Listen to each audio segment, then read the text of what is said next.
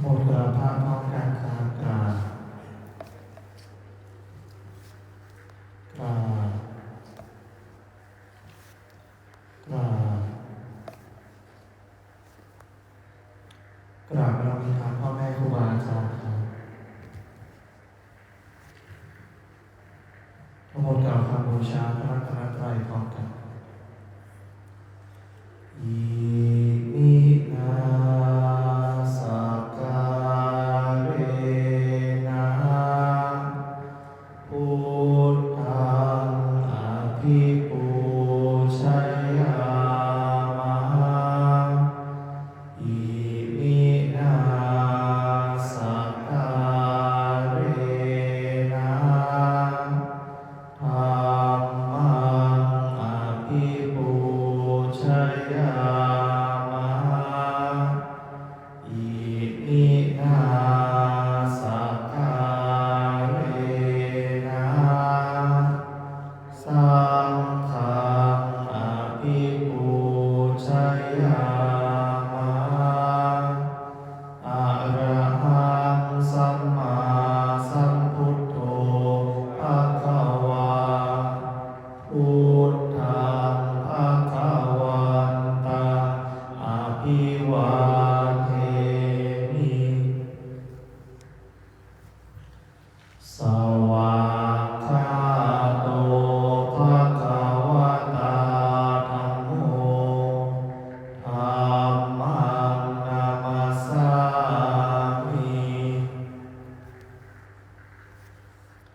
สุปฏิปันโนภะคะวะโตสาวกสังโฆสังฆังนะมามิทันธรรมยังพุทธัสสะภะคะวะโตปุพพาคณมการังกะโรมาเสนะโมตัสสะภะคะวะโตอะระหะโตสัมมาสัมพุทธัสสะนะโมตัสสะภะคะวะโตอะระหะโตสัมมาสัมพุทธัสสะนะโมตัสสะภะคะวะโตอะระหะโตสัมมาสัมพุทธัสสะพุทธังสรณังคัจฉามิธัมมังสรณังคัจฉามิสังฆังสรณังคัจฉามิทุติยมปิพุทธังสรณังคัจฉามิทุติยมปิธัมมังสรณังคัจฉามิทุติยมปิสังฆังสรณังคัจฉามิตติยมปิพุทธังสรณังคัจฉามิตติยมปิธัมมังสรณังคัจฉามิตติยมปิสังฆังสรณังคัจฉามิธรรมที่พระพุทธเจ้าทรงแสดงไว้เพื่อประโยชน์ของสัตว์โลกเป็นธรรมที่เห็นได้อย่างยิ่งสำหรับธรรมที่จะกล่าวต่อไปนี้เป็นธรรมที่สามารถกระทำความสงบอันประเสริฐและสามารถประทานซึ่งสมบัติทั้งปวงเป็นเครื่องสงบเหตุร้ายทั้งปวงเป็นเครื่องป้องกันมนุษย์และยักษ์เป็นเครื่องระงับความตายก่อนกำหนดเวลาเป็นเครื่องขจัดความเศร้าโศกและโรคเป็นเครื่องย่ำยีกำลังของข้าศึกเป็นเครื่อง จำเริญชัยชนะแด่พระราชาเป็นเครื่องนำสิ่งที่ไม่น่าปรารถนาทั้งปวงออกไป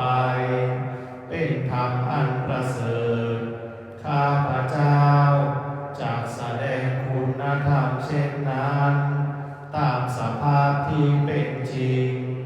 หน้าที่ใดมีผู้กล่าวว่าจะสรรเสริญพระคุณอันประเสริฐของพระรัตนตรัยด้วยจิตที่เลื่อมใสหน้าที่นั้นความสุขความสบายและความสวัสดีย่อมมีแก่ผู้นั้นตลอดกาลทุกเมื่อธรรมยังปฏิจจสมุปบาทธรรมเมสุอิทัปปัจจยตาทิธรรมปทัมภนามาเสอิทาทิขเวอริยสาวโกปฏิจจสมุปบาทันเยวาสาทุกังโยนิโสมานาสิกโรติภิกษุทั้งหลาย